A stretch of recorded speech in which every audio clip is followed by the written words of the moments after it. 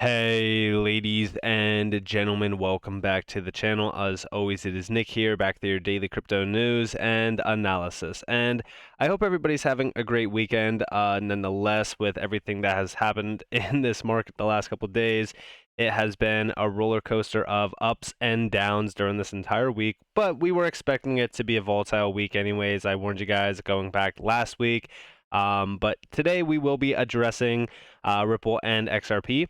We will be talking about quite a bit of things, especially around like the SEC. We are going to be addressing FTX, Sam Bankman-Fried, all that kind of stuff.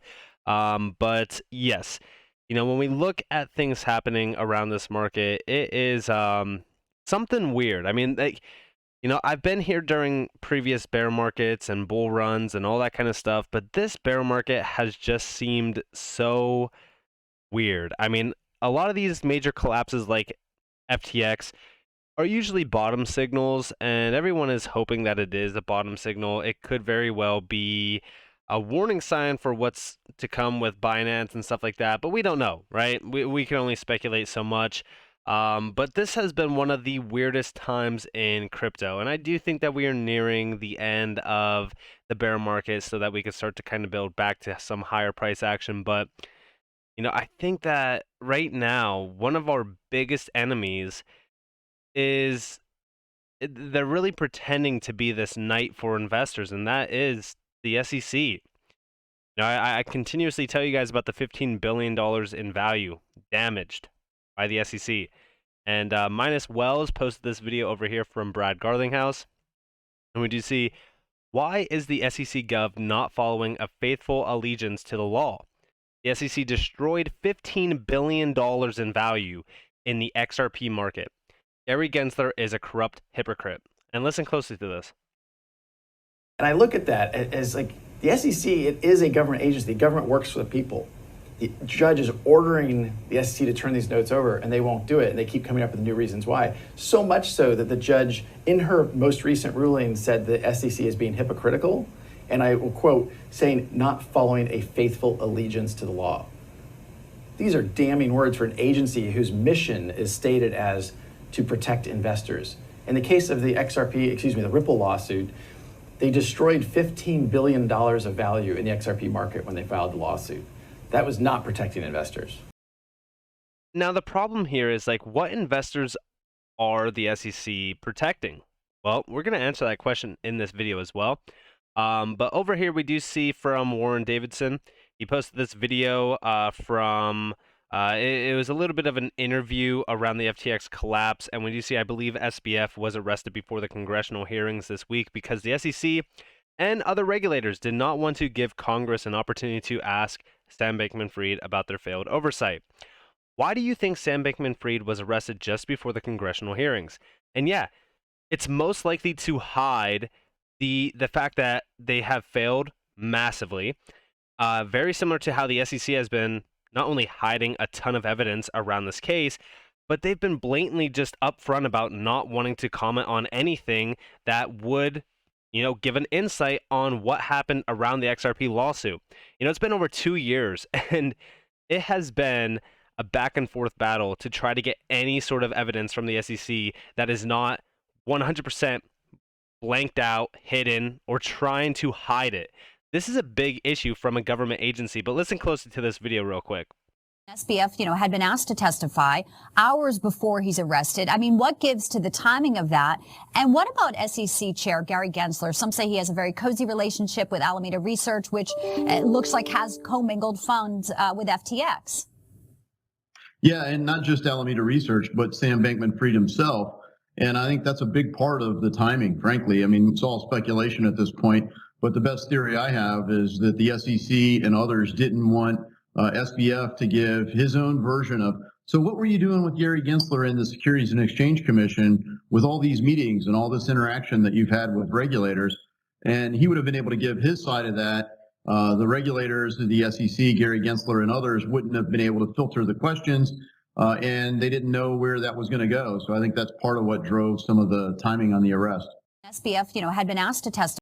And again, I could not agree more with the statement that, it was more so about them not wanting their failed oversight to make public eye. Remember, that Gary Gensler will never go and talk in public about the SEC's failures. It's only about their wins. Kim Kardashian, this, that. They always want to say that we're behind all of the litigation with crypto. We're trying to fight against this industry that's here to not only promote theft and promote money laundering and criminals, blah blah blah. Like, it's all nonsense to make this market and this industry look like the bad guy. But honestly, the bad guy is on. It's an agency that is pretending to be this savior, that, oh, we're going to save all of the investors out there from being a part of crypto. You know what they're doing? They're holding you back from becoming extremely wealthy on the next major technological advancement. And we do see over here from Unusual Whales, breaking, after Unusual Whales released a list of politicians that received money from SBF on FTX, or of FTX, sorry, 3 Democratic groups said they'll return $1 million. They are the DNC, Democratic Senatorial Campaign Committee, and Democratic Congressional Campaign Committee. Change is starting. And we have the full-on list over here. Sam Bankman-Fried has been charged with violating campaign finance laws. He has given $42 million to Democrats and dark money to Republicans, but there hasn't been a full list of politicians he paid until now. And this is substantial. This is this is what's going on right now in the United States. So if this is happening from FTX, imagine what's happening with the big bankers around the SEC. That's what we should be questioning is, how much is the big banks paying the SEC to go after crypto? If I was a big banker and if I was making tons of money off of, cross-border payments and, individuals making wire transfers, all this kind of stuff, I wouldn't want this technology to thrive.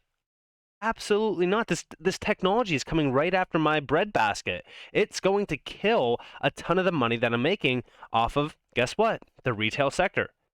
So how much is the big bankers paying the SEC to go after crypto? I would love to know that insight. And we do see over here from Stuart Alderati. So who is the SEC really protecting? Well, individuals like Kevin O'Leary. We will get to that here in a second, but we do see Kevin O'Leary and other venture investors in FTX should immediately demand that the SEC stop spending taxpayer money on its tag-along case against SBF, since that case only seeks to recover on their behalf.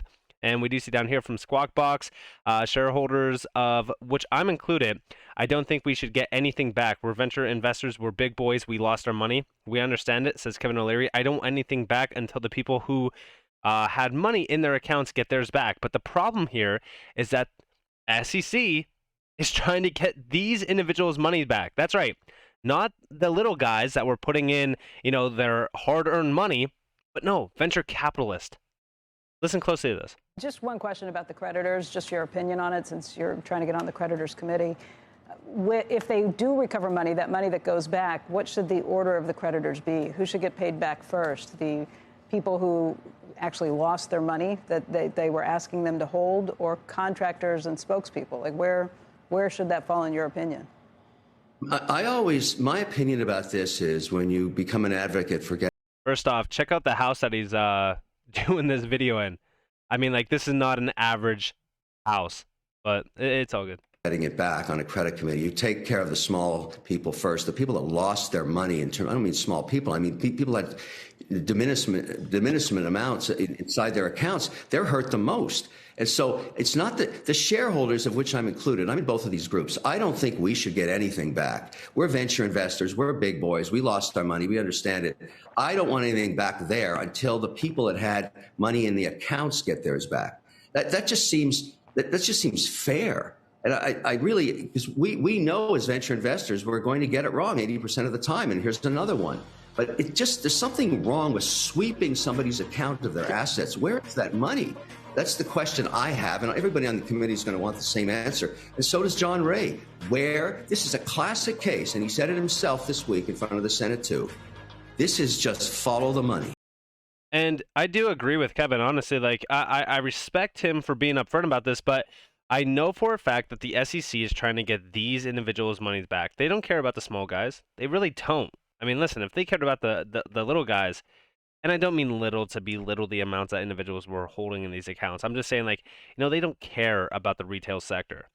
Hence why they destroyed $15 billion in value of retail money. What do you see over here from Kevin O'Leary? By the way, Kevin O'Leary is not an individual that is also bright either. You know, he's trying to play this card of the good guy. But remember that going all the way back to 2018, he bought Bitcoin. In 2019, he called Bitcoin complete garbage on TV. And then all of a sudden, he got paid $15 million by FTX to become a spokesperson and publicly becomes bullish on crypto. Yeah, because he's getting paid. I mean, like, these individuals are the ones that are getting massive pays. Like, they're getting paychecks by these companies. And this video is about 2 minutes long. I'm not going to play the whole thing. I'll play a little bit of a segment from it. But I just want to talk to you guys a little bit more about what's actually happening around some of these big names. Time goes so quick. It seems like only yesterday, I was totally arguing with you on Squawk Box. You went from Charlie Munger's view on Bitcoin to Michael Saylor's view on Bitcoin. And I actually kidded you about it. I said, who are you? You may know nothing, but you're never in doubt. You're so strident when you said it was just worthless and rat poison. And then 6 months later, you're like this Bitcoin bull. So I didn't understand that conversion. Did that conversion coincide with the 15 million that you got from FTX? No, I was investing 3.5 years earlier than that. I changed my mind back in early 2018 when I saw the regulators in jurisdictions like Canada, Switzerland, and Abu Dhabi start to change their minds. But I'll tell you what really got me investing, Joe. You know, I mentioned these guest lecturing things I do. They're usually to graduating cohorts of engineers. And so these are classes that are 6 to 9 at night. And these are the best and brightest at MIT or in business school at Harvard. I started to notice back in 2018, I'd say, okay, wait, where are you guys going? Where are you going? Because about a third of the class will create entrepreneurial efforts Right. and they'll start businesses. They're all going to the blockchain. You can't spend that much No, I intellectual. understand. I believed Kevin, it back then. I'm just trying to figure why. I gotta stop you. I gotta stop you. You just said you made this conversion in what year? I think it was 2018 I started investing, yeah. Okay, well, I just for, as a point of fact, for what it's worth, May 14th, 2019, you came on television and called Bitcoin garbage. Just Then I'm wrong. It's the year later. And keeps it in I'm terms sorry, of guys. and keeping the time. But also, Kevin, so prior to that, you hadn't looked at it at all. I wonder about Munger. I wonder. So yeah, you could kind of tell where this is gonna go, but this is the deal, right? These individuals, like Kevin O'Leary, which, you know, technically speaking, if you're looking at it from take a step back, Kevin O'Leary, even though he's a very wealthy individual, he's a small fish in the sea of the higher ups that are a part of this market. They're going around touting the fact that crypto sucks, crypto's never going to be anything, crypto's a scam, crypto's this, crypto's that, while they are accumulating under every retailer's nose. I guarantee you, go back to, we'll say, 2012, 2013, 2014, 2015, 2016, 2017. Guess who was accumulating crypto? Honestly, do you think that these big hedge funds, these massive financial giants, these elites were not accumulating crypto during that time? Absolutely not. Absolutely not. Like, they were 100% in this game before retail was diving in. Now, the only reason why they're calling for regulations is because they want to go fully live with it. They want to control it. They want to be the puppeteer because they see the value behind it all. And yeah, I do think that Kevin O'Leary is just like one of those other major sleazy individuals out there that will continue to buy, push. Then all of a sudden, like, even before they start pushing, they'll say that it's complete trash so that the price goes down, they'll accumulate. I just made a video on this recently where I included a video. It was two individuals talking about how Jamie Dimon was saying that Bitcoin is garbage, crypto is garbage, and anyone that is an investor into crypto or Bitcoin, they will not work at my hedge fund. And then all of a sudden, here to find out, at the same time that he was saying that, he was buying. All of these major individuals are the same exact way. They all will buy, push complete trash while they're buying, and then all of a sudden, when they are ready, they'll say, oh, retail, buy up, because crypto is incredible. Crypto is this, crypto is that. It is the same narrative that happens all the time. And you know what's going to happen? You're going to find out that there was massive buying and accumulation of XRP during this entire lawsuit when the lawsuit is finished. And with that being said, I hope that you guys enjoyed this video. If you guys did, definitely leave a like, subscribe, to notifications on it because more free content. You guys are more than welcome to follow me on Twitter and join the free Discord down in the description below. As always, up to you all. Have a beautiful day, beautiful night, wherever you guys are on this. Before this has been Nick.